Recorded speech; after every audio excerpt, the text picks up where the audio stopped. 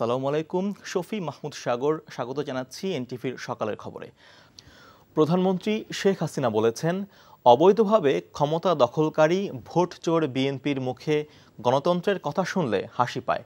শনিবার বৃক্ষরোপণ কর্মসূচির উদ্বোধনকালে কৃষিকে গুরুত্ব দিয়ে শিল্পায়নের তাগিদ দেন তিনি। দেশবাসীকে ঈদের অগ্রিম শুভেচ্ছা জানিয়ে পরিচ্ছন্নতার সাথে পশু কুরবানির আহ্বান জানান সরকার প্রধান। আরও জানাচ্ছেন মুকসিমুল আহসান। ঐতিহ্য অনুযায়ী প্রতি বছর পয়লা আষাঢ় থেকে বৃক্ষরোপণ কর্মসূচি পালন করে আওয়ামী লীগের সহযোগী সংগঠন কৃষক লীগ। গণভবনে এবারও আষাঢ় শ্রাবণ ভাদ্র এই 3 মাসব্যাপী বৃক্ষরোপণ কর্মসূচির উদ্বোধন করেন প্রধানমন্ত্রী ও আওয়ামী লীগ সভাপতি শেখ হাসিনা।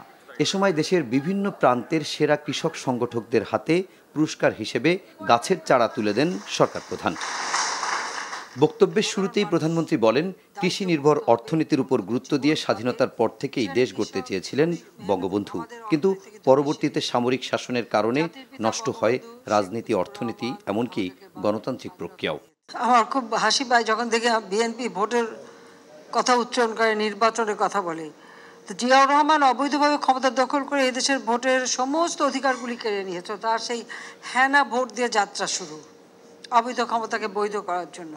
কৃষিকে গুরুত্ব দিয়ে শিল্পায়ন এবং খাদ্যের স্বয়ংসম্পূর্ণতা অর্জনের তাগিদ দেন প্রধানমন্ত্রী। কৃষি বাদ দিয়ে না, কৃষিকেও আমরা উন্নত করব এবং কৃষিভিত্তিক শিল্পটাই আমাদের বেশি গড়ে উঠবে। আমাদের কাঁচামাল তো এখান থেকে আসবে, তা আমরা তো কারো কাছে হাত পেতে চলবো না, আমাদের নিজের পায়ে দাঁড়াতে হবে। ঈদের অগ্রিম শুভেচ্ছা জানিয়ে নিয়ম মেনে পশু কুরবানি দিতে দেশবাসীর প্রতি আহ্বান জানান শেখ হাসিনা। সবাইকে আগাম ঈদ মোবারক জানাচ্ছি। তবে এই সময় দেখতে হবে এই যেখানে এই কোরবানি করে জায়গা যেন নষ্ট না হয়, নোংরা না হয়, সেদিকে লক্ষ্য রাখতে হবে। অনুষ্ঠানে কৃষক লীগের পক্ষ থেকে ঘোষণা দেওয়া হয়, 52তম প্রতিষ্ঠা বার্ষিকী উপলক্ষে দেশ জুড়ে বছর ব্যাপী 52 লাখ গাছ লাগাবে সংগঠনটির নেতাকর্মীরা। Muksimul Ahsan, NTV news, Dhaka. এখন জন্ম সনদ দিয়ে খোলো বিকাশ স্টুডেন্ট অ্যাকাউন্ট।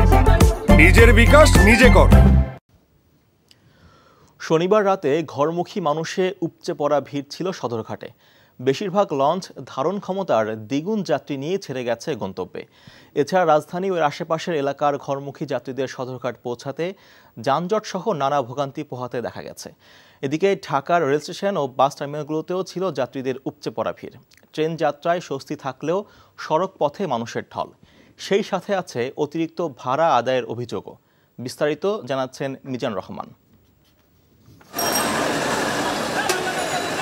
আগামী সোমবার কুরবানির ঈদকে সামনে রেখে নৌপথে বাড়ি যেতে দক্ষিণ ও দক্ষিণ পশ্চিমাঞ্চলের মানুষ রাজধানী ও আশপাশের এলাকা থেকে ছুটছেন সদরঘাটে। রাস্তায় যানজট ও যানবাহন সংকটে গুলিস্তান থেকে পায়ে হেঁটে পৌঁছাতে হচ্ছে সদরঘাটে। আগের দিনগুলো থেকে অনেক বেশি ভিড় দেখা গেছে রাজধানীর প্রধান এই নদীবন্দরে। রাস্তায় ভোগান্তি থাকলেও খুশি যাত্রীরা। অনেক কষ্ট হয়েছে, জার্নি হয়েছে, যানজট পেরিয়ে অনেক জার্নি হয়েছে। আলহামদুলিল্লাহ, এখন বাবা মায়ের কাছে যাবো। গরুর হাটের কারণে বেরিবাদের দোনো সাইডে গরু, এই জন্য 3 ঘন্টা 4 ঘন্টা 5 ঘন্টা আমরা এখানে আসতে পারি নাই। ঈদের জন্য যাইতেছি বাবা মার লগে দেখা করতে। 11টার দিকে রওনা দিয়েছি সকাল, এখন গাড়ি আসলাম। 1টা বাজে গাড়ি তুলছি, এখানে এসে 5টা বাজে পৌঁছাইছি।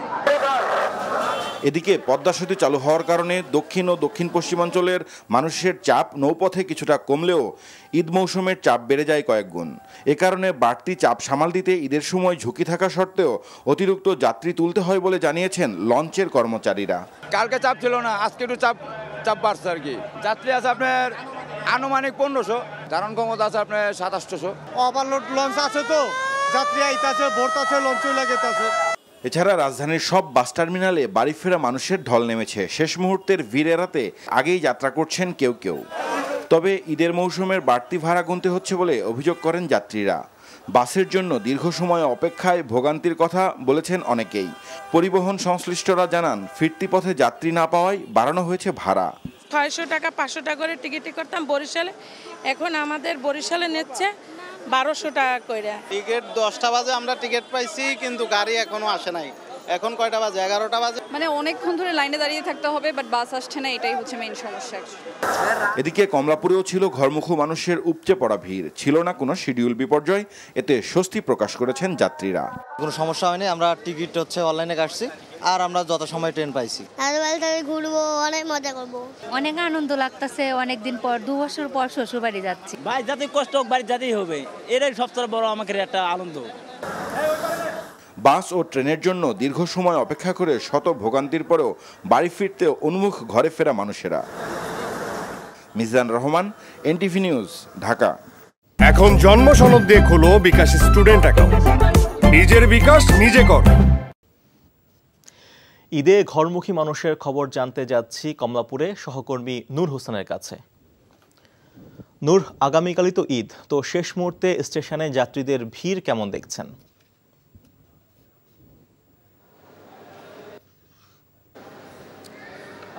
সাগর, কর্মক্ষেত্র সহ কারণে যারা রাজধানী ছাড়তে পারেননি তারা আজকে রাজধানী ছাড়ার চেষ্টা করছেন এবং সকাল থেকে আমি কমলাপুর রেল স্টেশনে এসে অপেক্ষা করছি যাত্রীদের আসলে ঘরে ফেরার যে খবর সেটি সংগ্রহ করবার জন্যে। আমি যেমনটি দেখেছি এখানে মোটামুটি পর্যায়ে একটা ভিড় এখানে রয়েছে, কিন্তু সেটি গতকালের তুলনায় অনেক কম। যাত্রীরা স্বস্তির কথা জানিয়েছেন, তারা বলেছেন এবারের ট্রেন যাত্রা অনেক বেশি স্বস্তির, অনেক বেশি আরামদায়ক। এখানে এই কমলাপুরে রেল স্টেশন কর্তৃপক্ষের যে ব্যবস্থাপনা, সেই ব্যবস্থাপনায়ও তারা সন্তুষ্টি প্রকাশ করেছেন। কমলাপুরে বাইরে থেকে যখন প্ল্যাটফর্মে ঢুকতে হয় তখনই তারা টিকিট চেক করছেন কয়েক স্তরে, এবং টিকিট ছাড়া কেউই কমলাপুরের ভেতরে স্টেশনে ঢুকতে পারছেন না অথবা ট্রেনে উঠতে পারছেন না। এই কারণে এখানের যাত্রীর চাপ কিছুটা কম, বা নির্ধারিত যে যাত্রী যারা টিকিট কেটেছেন বা সিট সংগ্রহ করেছেন, সিটে টিকিট কেটেছেন, তারাই শুধু এখান থেকে ট্রেনে যাচ্ছেন। কিন্তু কয়েকজন যাত্রী আমাদেরকে জানিয়েছেন এই ট্রেন যখন কমলাপুর রেল স্টেশন থেকে বিমানবন্দর যাবে, সেই বিমানবন্দর রেল স্টেশনে অসংখ্য যাত্রী, অনেক বেশি যাত্রী এই ট্রেনে উঠে যায় এবং সেক্ষেত্রে সে সময় তাদের আসলে ভোগান্তিটি শুরু হয়। তখন আসলে ট্রেনে আর ভেতরে এদিক সেদিক নড়াচড়া করার বা ভেতরে চলাফেরা করার কোনো জায়গা থাকে না, একেবারে তিল ধরবার মতো কোনো জায়গা থাকে না। সেক্ষেত্রে কিছুটা ভোগান্তি তৈরি হয়। সাগরে ছিল ঈদযাত্রা কমলাপুর রেল স্টেশন থেকে আমার কাছে সবশেষ তথ্য। জানছিলাম কমলাপুর থেকে ট্রেন যাত্রার খবর। মিয়ানমার দ্বারা বাংলাদেশের কোনো ভূখণ্ড আক্রান্ত হলে ছাড় দেওয়া হবে না বলে জানিয়েছেন আওয়ামী লীগের সাধারণ সম্পাদক ওবায়দুল কাদের। শনিবার ধানমন্ডিতে সংবাদ সম্মেলনে সেন্ট মার্টিন সংলগ্ন সমুদ্র সীমায় মিয়ানমারের জাহাজ অবস্থান প্রসঙ্গে তিনি একথা জানান। এ সময় বিএনপির আন্দোলনের বিষয়ে তিনি বলেন, সরকারের পতন হবে বলে দিবা স্বপ্ন দেখছে দলটি। হাসানুল শাওনের রিপোর্ট। আওয়ামী লীগ সভাপতির রাজনৈতিক কার্যালয়ে সংবাদ সম্মেলনে মিয়ানমার প্রসঙ্গে ওবায়দুল কাদের বলেন, মানবিক কারণে রোহিঙ্গাদের স্থান দিয়েছে বাংলাদেশ, তবে সমস্যা এখন জেঁকে বসেছে। তবে আলোচনার মাধ্যমে সমস্যাগুলো সমাধানের চেষ্টা চলছে বলেও জানান তিনি। তাদের সাথে আমাদের কোনো বৈরিতা নেই, আলাপ আলোচনা দরজা এখনো খোলা আছে। আমাদের কোনো প্রভোকেশন যেন যুদ্ধের কারণ সৃষ্টি না। আমরা তো আক্রান্ত হলে সে আক্রমণের জবাব তো আমরা দেব। আমরা আমাদেরকে এত খাটো করে দেখি কেন? আমরাও প্রস্তুত। আমরা আক্রমণ করব না, কিন্তু আক্রান্ত হলে কি আমরা ছেড়ে দেব? তখন তো আমাদের ডিফেন্ড করতে হবে। বিএনপি প্রসঙ্গে ওবায়দুল কাদের বলেন, সরকার পতনে গণ অভ্যুত্থান তো দূরের কথা, নিজেদের নেতাকর্মীদেরই এখন আন্দোলনে নামাতে পারছে না দলটি। তারা তো বলে কয়েকদিনের মধ্যে সরকারের পতন ঘটবে, এটা হাস্যকর। তাদের পার্টির নেতাকর্মীরাই এখন আন্দোলনের মানসিকতায় নেই, আর জনগণ যে আন্দোলনে সম্পৃক্ত থাকবে না, সেটা কোনোদিনও গণ অভ্যুত্থান হতে পারে না। এছাড়া বিশ্ব মন্দা পরিস্থিতিতে বাংলাদেশের অর্থনীতিও সংকটে আছে জানিয়ে আওয়ামী লীগ সাধারণ সম্পাদক বলেন, পরিস্থিতি উত্তরণের চেষ্টা চলছে। Hasanul Shaon, NTV news, Dhaka. Saint Martin দ্বীপে পর্যটকরা আক্রান্ত হলেও নতজানু নীতির কারণে সরকার মিয়ানমারের মতো দেশকেও কিছু বলতে পারে না বলে মন্তব্য করেছেন বিএনপি মহাসচিব মির্জা ফখরুল ইসলাম আলমগীর। বিএনপিকে নিয়ে ক্ষমতাসীনরা মিথ্যাচার করছে অভিযোগ করে তিনি বলেছেন, সরকার দুর্নীতিতে নিমজ্জিত, সেই থলের বিড়াল এখন বের হয়ে আসছে। শনিবার জাতীয় প্রেস ক্লাবে এক আলোচনা সভায় এসব কথা বলেন মির্জা ফখরুল। ইমরুল হাসানের রিপোর্ট। সংবাদপত্রের কালো দিবস উপলক্ষে বিএফইউজে ও ডিইউজে একাংশ আয়োজিত আলোচনা সভায় বিএনপির মহাসচিব বলেন, এখন প্রতিদিনই কালো দিবস। ভিন্ন মোড়কে দেশে একদলীয় শাসন প্রতিষ্ঠা করা হয়েছে অভিযোগ করে তিনি বলেন, গণতন্ত্র না থাকলে গণমাধ্যমের স্বাধীনতাও থাকে না। সরকারের পররাষ্ট্রনীতি নিয়েও প্রশ্ন তোলেন তিনি। কত ব্যর্থতাই সরকারের, যে আমার একটা দ্বীপ, সেই দ্বীপে আমরা যেতে পারছি না, সেই দ্বীপে গেলেই আপনার অন্য দেশ থেকে গুলি করে মেরে ফেলা হচ্ছে, মেরেও ফেলেছে। অথচ এখন পর্যন্ত সরকার এই ব্যাপারে কোনো রকমের কোনো বক্তব্য পর্যন্ত দেয়নি। বরঞ্চ হোম মিনিস্টার সাহেব বললেন যে এখন এমন কোনো অবস্থা হয়নি যে যেটাতে আমরা এই ধরনের একটা স্টেটমেন্ট বা কিছু বলবো। এই যে নত জানু, মিয়ানমারের মতো একটা দেশকেও কিছু বলা যাবে না। বিএনপির টপ টু বটম দুর্নীতিগ্রস্ত আওয়ামী লীগ সাধারণ সম্পাদক ওবায়দুল কাদেরের এমন বক্তব্যের জবাব দেন মির্জা ফখরুল। জাতির সামনে মিথ্যা কথা বলে প্রতারণা করে গোটা জাতিকে তারা ভেবেছে যে বোকা। মিথ্যা কথা বলে কিছুদিন আপনি একটা জাতিকে বোকা বানিয়ে রাখতে পারেন, কিন্তু সারা জীবনের জন্য স্থায়ীভাবে আপনি কখনোই সেটা পারবেন না। আজকে সেগুলো বেরিয়ে আসতে শুরু করেছে, থোলের বেড়াল এখন বেরিয়ে আসছে। ভাইদেরকে পাসপোর্ট পাইয়ে দেওয়ার জন্য সে আপনার পুরোপুরি জালিয়াতির আশ্রয় নিয়েছে। আমরা কল্পনা করতে পারি যে সেনাবাহিনীর একজন সাবেক প্রধান সে এই জালিয়াতি করবে, পুলিশ প্রধান সে এরকম ভয়াবহভাবে ডাকাতি করে আপনার গোটা দেশে একটা সাম্রাজ্য গড়ে তুলবে, আপনার তার দুর্নীতির এগুলো চিন্তা করা যায় না। কিন্তু এরা সেটা কি সম্ভব করেছে? জনগণের সরকার প্রতিষ্ঠায় ডান বাম সব দলকে নিয়ে লড়াই করছে বিএনপি মন্তব্য করে আন্দোলনে পেশাজীবীদের সম্পৃক্ত হওয়ার আহ্বান জানান মির্জা ফখরুল। Imrul Hasan, NTV news, Dhaka. জমে উঠেছে কোরবানির পশুর হাটের কেনাবেচা। গত কয়েকদিন খুব বেশি বিক্রি না হলেও ঈদের সময় ঘনিয়ে আসায় গরু, ছাগল ও মহিষ বিক্রি বেশ বেড়েছে। তবে দাম নিয়ে ক্রেতা বিক্রেতার মধ্যে রয়েছে মিশ্র প্রতিক্রিয়া। পছন্দের পশুটি কিনতে পেরে শুকরিয়াও আদায় করেন অনেক ক্রেতা। রিপোর্টে আরও জানাচ্ছেন হাসান জাবেদ। রাজধানীর সবচেয়ে বড় পশুর হাট গাবতলী। প্রতি বছরই কোরবানি উপলক্ষে ছোট বড় হাজার হাজার পশু নিয়ে দেশের বিভিন্ন প্রান্ত থেকে পাইকার ও খামারিরা এখানে আসেন। বেশিরভাগ মানুষের পছন্দের তালিকায় থাকে মাঝারি আকারের গরু, যেগুলোর দামও বড় গরুর তুলনায় কিছুটা বেশি। এবছরও এসব গরুর চাহিদা বেশি এবং শনিবার বিক্রি হয়েছে বেশ। এখন আমাদের মোটামুটি দাম পেলে ছেড়ে দেবো, কিছু করার নাই তো। এখন এটা তাই হলে বিক্রি করুন। গরু ছাড়তে আছে, কিন্তু ছাইড়া তো মনে হয় সামাল হবো না। আরো একদিন টাইম আছে, দেখা যায় কালকে কি হবে সে আল্লাহ ভরসা। দাম নিয়ে ভিন্ন মত রয়েছে ক্রেতাদের মাঝে, তবে অনেক ঘোরাঘুরির পর পছন্দের কোরবানির পশুটি কিনতে পেরে সন্তোষ প্রকাশ করেন তারা। গরুর এটা সাইজ, গরুর কোয়ান্টিটি এবং লুকস সবগুলোর উপর বিবেচনা করে এই বছর আমার কাছে মনে হচ্ছে দরটা একটু বেশি আর কি। দাম রিজনেবল আমার কাছে মনে হলো। আমাদের লেগে দাম ঠিক আছে। মোহাম্মদপুরের বসিলায়ও কুরবানির হাট বেশ জমজমাট।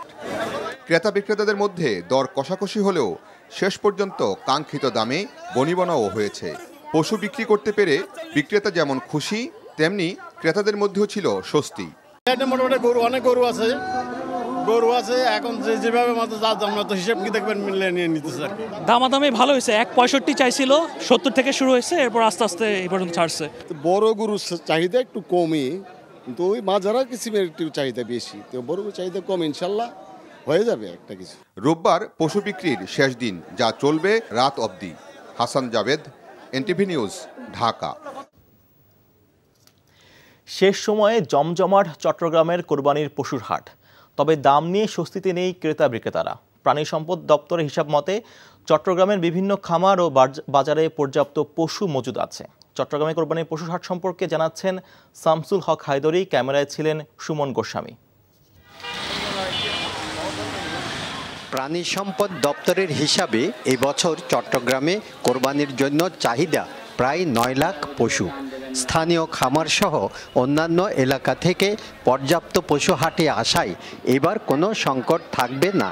তবে সেই সময় পর্যন্ত দাম নিয়ে অসন্তুষ্ট ক্রেতা বিক্রেতা দুপক্ষই। গত কয়েকদিন মোটামুটি হালকা জমছে, আজকে থেকে পুরো দমে বাজার জমে গেছে ইনশাল্লাহ। গত দুদিন তো ছিল না কাস্টমার, এখন আলহামদুলিল্লাহ আসতে বাজারে পর্যাপ্ত গরু আছে, বাট বিক্রেতারা গরুর দাম ছাড়ছে না। কোরবানির হাটে বিপুল পরিমাণ অর্থের লেনদেন হচ্ছে। এসব অর্থ বহন নিয়ে কিছুটা শঙ্কায় থাকেন ক্রেতা বিক্রেতারা। বিষয়টি মাথায় রেখে নিরাপদ টাকা লেনদেন সহ অতিরিক্ত নিরাপত্তা ব্যবস্থা নেওয়া হয়েছে বলে জানান সংশ্লিষ্টরা। যারা ব্যবসা করতে আসছেন, গ্রামেগঞ্জ থেকে ব্যাপারীরা আসছেন, তাদের নিরাপত্তা, যারা নিচ্ছেন তাদের নিরাপত্তা, এবং সাধারণ মানুষ যাতে নির্বিঘ্নে কেনাকাটা করে বাড়ি ফিরতে পারে, তাদের পছন্দের পশুটি কিনে বাড়ি ফিরতে পারে, সেটার একটা ব্যবস্থা করা এবং সার্বিক একটা শৃঙ্খলা ব্যবস্থা করা। যত লাখ টাকায় কেন গরু বেচা কেন হোক না কেন, সেই ইনস্ট্যান্ট এখানে জমা দিয়ে তার অ্যাকাউন্ট ক্রেডিট করে নিতে পারবে। তারপর হচ্ছে আমাদের এখানে কেউ যদি আবার ক্যাশ টাকা নাই, সে এখানে পাশে এটিএমও রাখছি আমরা, সে এখান থেকেও সে টাকা তুলে নিতে পারবে। পশুর হাটে বিভিন্ন জাতের পাশাপাশি চট্টগ্রামের রেড কাউয়ের আছে বিশেষ চাহিদা। এ কারণে অন্যান্য বছরের চাইতে এবার রেড কাউর সরবরাহ পর্যাপ্ত বলে জানিয়েছেন ব্যবসায়ীরা। শামসুল হক হায়দরি, এনটিভি নিউজ, চট্টগ্রাম। ঈদের দিন ঢাকা সহ সারা দেশে বৃষ্টিপাতের সম্ভাবনা রয়েছে বলে জানিয়েছে আবহাওয়া অফিস। তবে দেশের উত্তরাঞ্চল জেলাগুলোতে ভারী থেকে অতি ভারী বৃষ্টির পূর্বাভাস দিচ্ছে সংস্থাটি। শনিবার আবহাওয়াবিদ ওমর ফারুক জানান, আগামী 3 দিন রংপুর, ময়মনসিংহ ও সিলেট অঞ্চলে ভারী থেকে অতি ভারী বৃষ্টিপাতের সম্ভাবনা রয়েছে। এছাড়া দক্ষিণাঞ্চল জেলাগুলোতে হালকা থেকে মাঝারি বৃষ্টি হতে পারে। ঈদের দিন ঢাকার আকাশ মেঘলা থাকার পাশাপাশি গুড়ি গুড়ি বৃষ্টির সম্ভাবনার কথা বললেও টানা বৃষ্টির শঙ্কা নেই। অন্যদিকে দেশের উপর এখনও মৌসুমী বায়ু সক্রিয় না হওয়ায় যে কোনো সময় কালবৈশাখী ঝড় হতে পারে বলে সতর্ক করেছে আবহাওয়া অফিস। আগামী 19 জুন থেকে সারা দেশে বৃষ্টিপাতের পরিমাণ বাড়তে পারে বলে আবহাওয়া অফিসের পক্ষ থেকে জানানো হয়। এদিকে বৃষ্টিপাতের পরিমাণ কম হলে ঈদের দিন রাজধানী সহ দেশের দক্ষিণাঞ্চলে ভ্যাপসা গরম অনুভূত হতে পারে।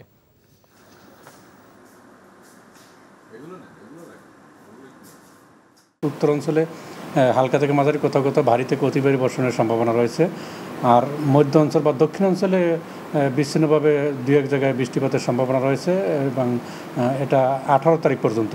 19 তারিখ থেকে দেশের উপরে মৌসুমী বায়ু সক্রিয় হওয়ার সম্ভাবনা রয়েছে এবং তখন দেশের দক্ষিণাঞ্চলে বৃষ্টিপাতের পরিমাণটা বৃদ্ধি পাবে এবং তখন সারা দেশব্যাপী বৃষ্টিপাতের একটা সম্ভাবনা রয়েছে। ঢাকায় 17 তারিখে কিছু কিছু জায়গায় বিচ্ছিন্নভাবে বৃষ্টিপাতের সম্ভাবনা রয়েছে। এই ছিল সকালের খবরে। এই খবরের ভিডিও সহ আপডেট জানতে ভিজিট করুন এনটিভি অনলাইন www.ntv.com। এছাড়াও এনটিভির জনপ্রিয় সব অনুষ্ঠান খবরের আপডেট জানতে ভিজিট করুন আমাদের ইউটিউব ও ভেরিফাইড ফেসবুক পেজ। ধন্যবাদ সবাইকে।